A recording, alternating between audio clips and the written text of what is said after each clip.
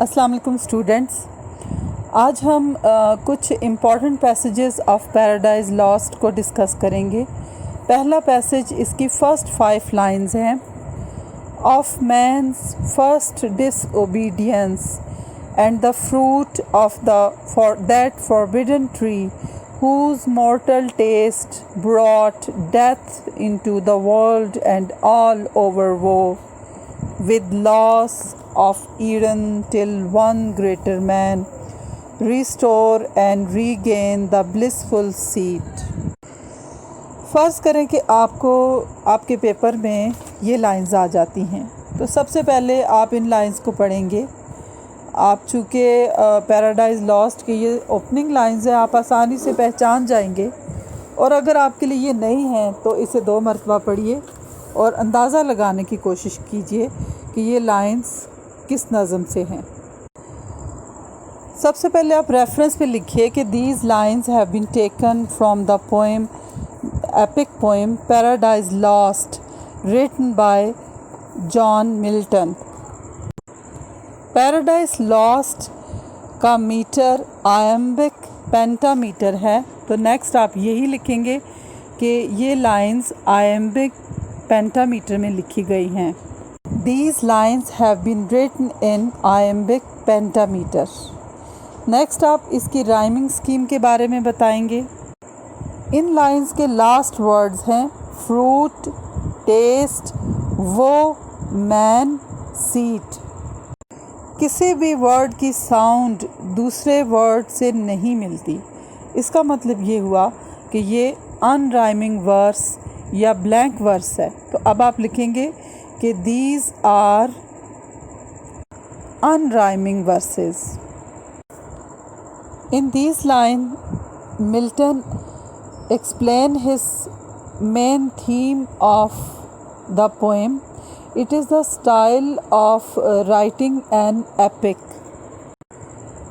یعنی ایک ایپک کا یہ سٹائل ہوتا ہے کہ جب ایپک لکھتے ہیں تو اس کو درمیان سے سٹارٹ کرتے ہیں، کہانی کے درمیان سے سٹارٹ کرتے ہیں، لہٰذا یہاں بھی کہانی کو درمیان سے سٹارٹ کیا گیا ہے۔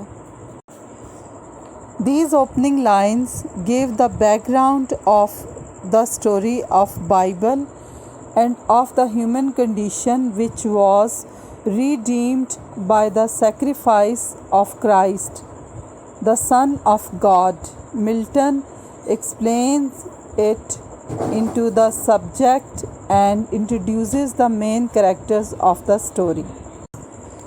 پیراڈائز لاسٹ دراصل کرسچن ریلیجن کی کہانی ہے۔ کرسچینٹی میں بائبل میں جو کہانی ایڈم اور ایو کی بتائی گئی ہے اس حساب سے اسے لکھا گیا ہے۔ ملٹن ایک ریلیجیس پرسن تھا اور اسے اپنے ارلی لائف سے ہی پریسٹ بننے کا شوق تھا، لہٰذا اس ایپک میں اس نے اپنے اس انٹرسٹ کو پورے طور پر ظاہر کیا ہے۔ تو ان لائنز کا انٹروڈکشن بتانے کے بعد آپ نے اس کی پیرافریز لکھنی ہے، یعنی انہی لائن کو آسان انگلش میں لکھنا ہے۔ These are the opening lines of Paradise Lost, wherein Milton states the theme of his epic. The story he is explaining is about to narrate is Adam's and Eve's first disobedience in paradise۔ یعنی ان lines میں Milton نے paradise last جو epic لکھی ہے اس کا main theme بتایا ہے، اور اس نے یہ بتایا کہ انسان نے اپنی زندگی میں پہلی نافرمانی کیا کی ہے۔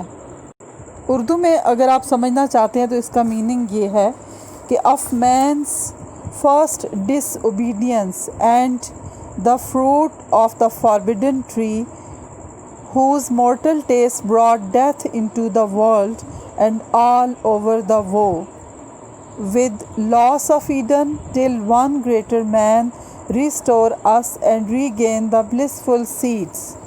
انسان کی پہلی نافرمانی اور ممنوع درخت کا پھل جس کے مہلک ذائقے نے دنیا میں موت اور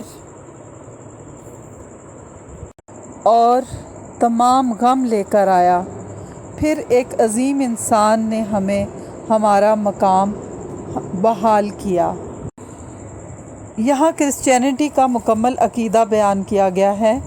وہ یہ سمجھتے ہیں کہ ایڈم اور ایو، حضرت آدم اور اماں حوا نے جو نافرمانی کی تھی کہ انہوں نے ٹری آف نالج کا فاربیڈن فروٹ، یعنی جو انہیں کھانے سے منع کیا تھا وہ انہوں نے کھا لیا تھا، اور اس کی سزا میں انہیں دنیا میں بھیج دیا گیا تھا جہاں پر انہیں بیماری، غم، تکلیف اور پھر موت نے آنا تھا۔ اور ان تکلیفوں سے ہمیں کون چھڑا سکتا ہے، یا کس نے ہمیں نجات دلایا، یا کون ہمارا نجات دہندہ ہے؟ تو وہ کہتے ہیں کہ کرائسٹ، حضرت عیسیٰ علیہ السلام۔ سب سے پہلے آپ ان لائنز کو جب سمجھ لیں گے اور اس کے بارے میں یہ بتا سکیں گے کہ یہ کس پوئم سے لیے گئے ہیں، اور وہ پوئم کی ٹائپ کیا ہے، اور اس کا میٹر، اور اس کی رائمنگ سکیم، اور اس کے اندر امیجری کیا بیان کی گئی ہے، تو پھر اس کے بعد آپ جب اس کی پیرافریز لکھیں گے جس میں آپ یہ بتائیں گے کہ دس از the story about man's first disobedience in paradise. Adam, the father of mankind, lived happily in Eden. He had full freedom except that he was not allowed to eat the fruit of tree of knowledge. It is a pity that Adam could not stop himself by this singular restriction on his liberty. Persuaded by Satan, he forgot God's command and fell to the temptation of eating the forbidden fruit. It was a sin, and sin cannot go unpunished, and as such Adam had to pay the price of his mortal aberration. He was expelled from the blissful seat he occupied in paradise and had to live in the world with all the woes of earthly life. Moreover, his salvation did not lie in himself, but in the hands of Christ, who worked out his redemption by sacrificing his own life. It was in this way that man regained paradise. اس طرح سے آپ اس کی paraphrase لکھیں گے، اور جس میں آپ یہ بتائیں گے کہ انسان نے جو پہلی نافرمانی کی تھی وہ اس نے فاربیڈن ٹری کا فروٹ کھایا تھا۔ اور یہ قصہ قرآن میں بھی ہے اور یہ قصہ بائبل میں بھی ہے، لیکن قرآن پاک میں یہ قصہ اور طرح سے بیان کیا گیا ہے، اور بائبل کے مطابق یہ فاربیڈن جو فروٹ ہے یہ ایپل تھا، اور اسے منع کیا گیا تھا کہ یہ نہیں کھانا۔ لیکن تب سیٹن نے ان کے پاس جنت میں اپنا بھیس بدل کر وہ آیا، ایک سرپنٹ، ایک ناگ کی روپ میں، اور اس نے آ کر ان کو اپنی جال میں پھنسایا اور یہ پھل کھلا دیا، اور اب ان سے چونکہ یہ گناہ ہوا تھا تو پھر انہیں یہ سزا دی گئی۔ کیا سزا ملی؟ کہ انہیں ان کی بلسفل سیٹس سے نیچے گرا دیا گیا، یعنی انہیں جنت سے نکال کر زمین پر بھیج دیا گیا، جہاں پر ان کو ڈیتھ، ان کو ووز یعنی غم اور تکلیف اور ڈیتھ کا سامنا کرنا پڑا۔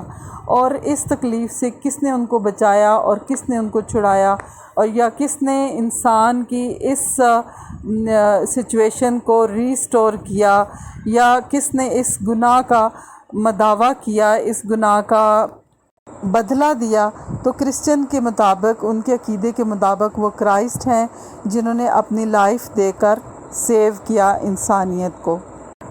اب اس میں آپ بتائیں گے کہ اس میں تھیم کیا ہے۔ In these lines we find a sub line theme, یعنی اس میں ایک عظیم تھیم بتایا گیا ہے.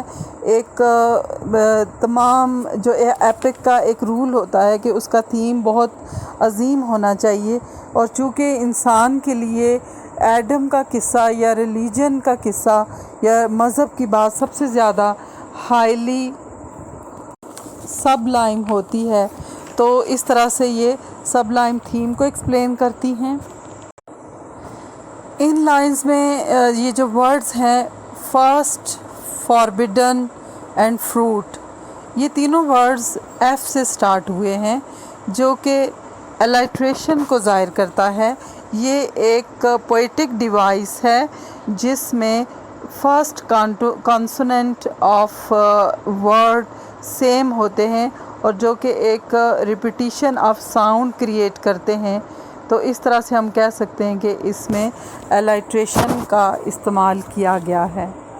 چونکہ یہ اوپننگ لائنز ہیں تو اس سے پہلے کی کوئی بات نہیں ہے، آپ نے جسٹ اس میں مین تھیم ہی بتانا ہے اور ان لائنز کو ایکسپلین کر دینا ہے. اور یہ لائنز اکثر پیپر میں آ بھی جاتی ہیں، پر جب آپ انہیں پریپیئر کریں تو ان تمام سٹیپس کے حساب سے ہی کیجیے گا. Thank you.